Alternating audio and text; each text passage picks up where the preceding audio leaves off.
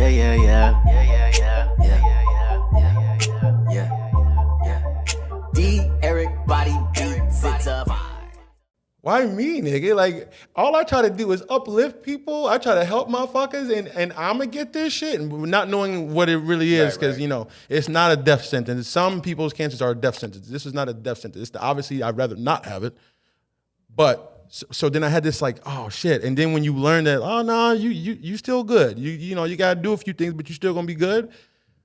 That gave me like this second chance, kind of like, oh, whoa, that shit could be over. Like tomorrow, you got to go after it. Because what if some shit happens, you know? So you got to go after it right now. And fuck all the other shit. If you want something, you want to take advantage of this life thing, you got to go after it right now. So that was the first thing I learned, is go after it, because you never know. But then two, and this is where my psychology's changed, I haven't been an early riser my whole life. Especially working in the restaurant business. You know, if you don't start till 11, you sometimes don't get up to, you know how it is. You know, I don't know if you always got up early, but that's a prevalent issue in the restaurant business. Motherfuckers sleep late. And then you stay out late. It makes sense. It ain't like I'm some piece of shit. You ain't going home till 12, 1. And it's hard to go to sleep right away when you get to work, you know, when you get home. Yeah. So I had to take this medicine every day at 7.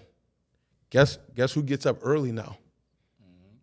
Think about that. So on time like a motherfucker. That's what I'm saying. And now I'm getting up, and now it's the other day with the 75 hard thing, because I'm like, okay.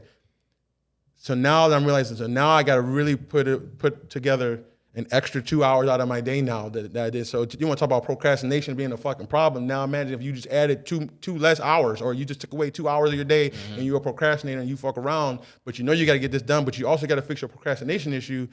Something's got to give, right? And I had already started getting up at 7 because of this medicine, because I had to take, if I don't take the medicine at 7, then I'm gonna fuck around and die. You know what I'm saying? So it's like, you gotta take your fucking medicine. But like now it's easier for me to get up at 5:30 now, which is more often than not, when all the people who I study, a lot of them get up hella early. And a lot of them have a lot of their shit done before all the motherfuckers wake up.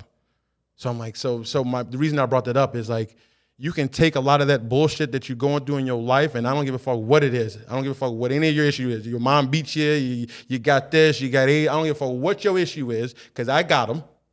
You can flip that on some optimistic shit, and some people be like, well, not me. Okay, well, fuck you, because I have issues, right? Fucking black, overweight, fucking no dad, never met No, I'm saying black and white America. You know, it's a fucking real problem. Being black, overweight, and white America, right? That's an issue that at least I'm not a victim mentality, but that's the thing that I've had to deal with. Mother had passed away, and I was hella young, right? Grandmother, single grandmother, black woman working 60 hours a week, taking care of her grandkid, all kind of issues. Right. You hear me make excuses for any of that shit? Never. So anyone tell me you can't get up and get a motherfucking 45-minute workout in, I swear to God, I show no sympathy for people who have such limiting beliefs about what the fuck that they can or cannot do, because honestly, you're just a pussy. And I say that out of love. Because that's how I like it. It's like, nah, you're just being a little bit of a bitch. You don't want to feel that. Because I know it sucks. I'd rather eat fucking Twinkies and shit, man. I love pizza. I love Cinnabon, nigga.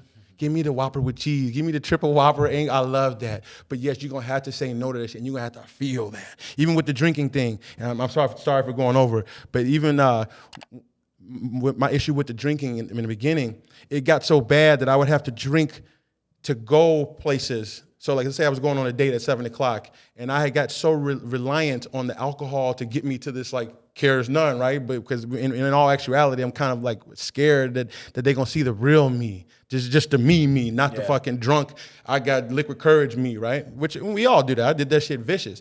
We'd be at the motherfucking bar with the fellas, and I'd be like, dude, why aren't we talking to these girls? For years, I would always say that. I'm like, we should just go talk to them. Like, we'd be like, yeah, you're right. But no, we never do it. And then we get drunk, and then we'd have the balls to go talk to them. So then, and you just rely on that shit, right? So then it got to the point where I'd go on a date or something, and I would have to drink.